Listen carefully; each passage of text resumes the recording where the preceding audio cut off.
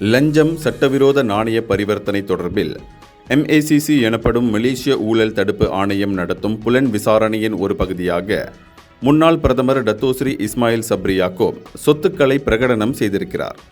2021 ஆண்டு ஆகஸ்ட் தொடங்கி 2022 ஆண்டு நவம்பர் வரையில் இஸ்மாயில் பிரதமராக இருந்த சமயம் விளம்பரம் தகவல்களை பிரசுரம் செய்தல் ஆகியவற்றிற்காக நிதி பெறப்பட்டது, நிதி செலவிடப்பட்டது ஆகியவற்றின் புலனாய்வு முக்கியத்துவம் செலுத்துவதாக MACC கூறியது. 2009 ஆண்டு MACC சட்டம் ஷரத்து 36(1) கீழ் சொத்துக்களை பிரகடனம் செய்ய வேண்டும் என முன்னாள் பிரதமருக்கு 2024 ஆண்டு டிசம்பர் மாதம் உத்தரவிடப்பட்டது.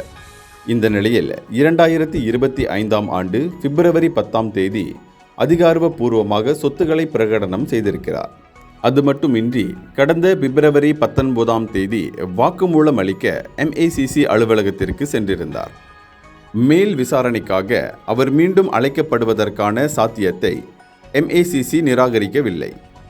புதிய தகவலும் உளவு தகவலும் MACCக்கு கிடைத்த பிறகு இஸ்மாயிலின் 4 முன்னாள் அதிகாரிகள் கைது செய்யப்பட்டனர்.